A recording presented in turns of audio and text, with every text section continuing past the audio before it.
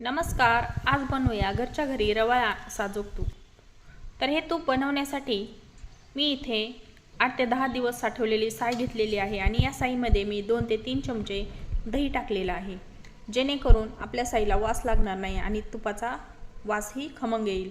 तर ही साय आता आपल्याला मिक्सरमध्ये फिरून घ्यायची आहे. थोडं थोडं पाणी टाकून फिरून घ्यायचे आहे. साय फिरून घेतल्यानंतर आता हा लोण्याचा जो गोळा आहे त्याच्यामधलं पाणी आपल्याला पूर्ण काढून घ्यायचं आहे. 1-2 वेळा पाणी टाकून छान असं ते लोणी जेव्हा पाण्यावर तरंगतं तेव्हा त्यातलं पाणी गाळणीनं आपल्याला गाळून घ्यायचं आहे. पहा, तुम्ही पाहू शकता लोण्याचा गोळा पाण्यावर छान असा तरंगत आहे. तर मी याच्यामध्ये 2-3 वेळा पाणी टाकलेलं आहे. पूर्ण पाणी याच्यामधलं आपल्याला काढून घ्यायचं आहे. पहा, आणखी एकदा पाणी टाकून आता हा छान असा लोण्याचा गोळा रेडी आहे. तर हा गोळा आता आपल्याला कढईमध्ये टाकून तूप कढवण्यासाठी ठेवायचा आहे.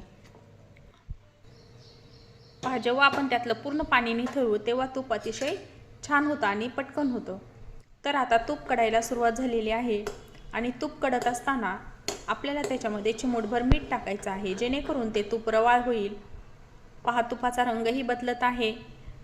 आता त्याला छान असे बुडबुडेही येत आहेत. अगदी काही मिनिटांमध्ये आपण घरच्या घरी अतिशय छान पद्धतीने हे साजूक तूप तयार करू शकतो.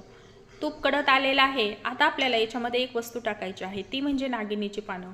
तर याच्यामुळे आपल्या तुपाला छान कलर येतो आणि त्याचा स्मेलही छान येतो. पहा, इथे मी 2 नागिनीची पानं तोडून टाकलेली आहेत.